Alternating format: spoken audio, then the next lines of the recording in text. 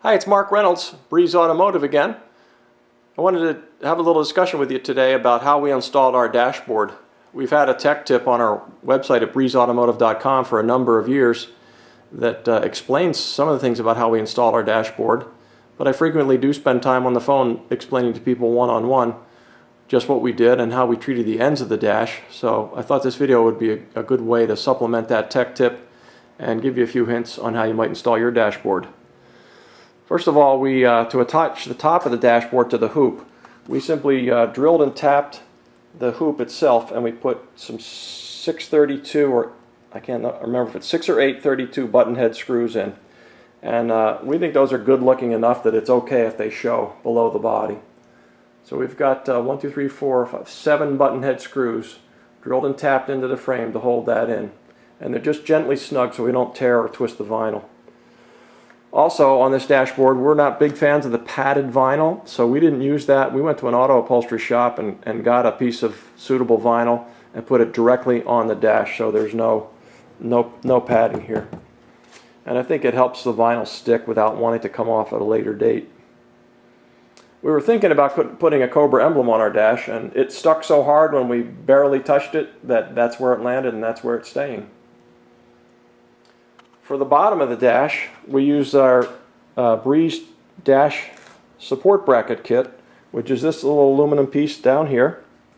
This one is modified to accept a 12-volt power port, and it also holds one of our dome lights, which goes on when you hit the dome light switch. So we've ended up, after it was all said and done, with I think 1, 2, 3, 4, 5 dash support brackets to hold our dash, and I'll give you an underside view so you can get a better feel for all the things that are in there. Again, we have our dome light, courtesy lamp, and a 12-volt power socket. We've got another 12-volt power socket, because you can't have too many these days, also supporting the dash.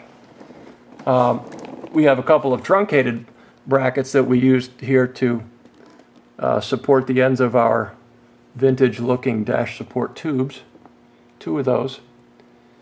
And then yet another one to hold the push-pull cable for our hidden hood release.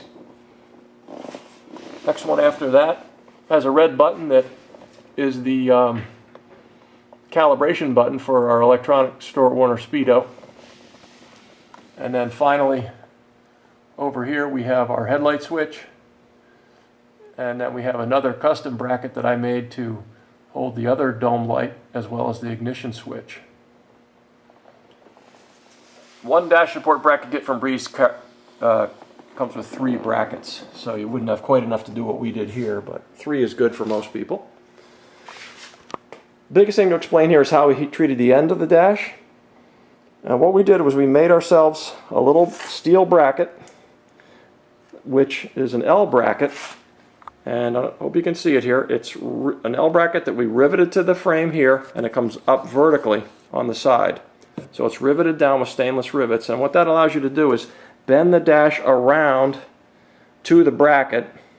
You can kind of push on the dash to get yourself a nice tight radius in here without it kinking at this point. Clamp it on, and then drill your tap drill holes for these 2 screws. And then we actually drilled and tapped this little bracket to attach the dash to it.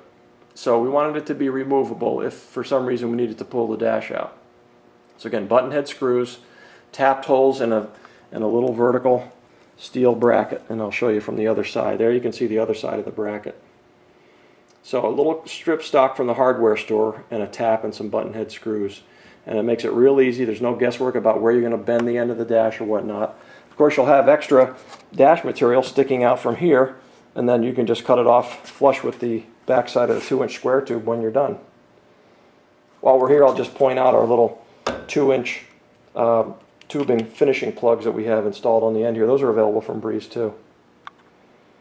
So that's how we installed our dash. I hope you like how we laid it out. Trying to kind of a simple look, not the race look, a simple street look. And thanks for watching.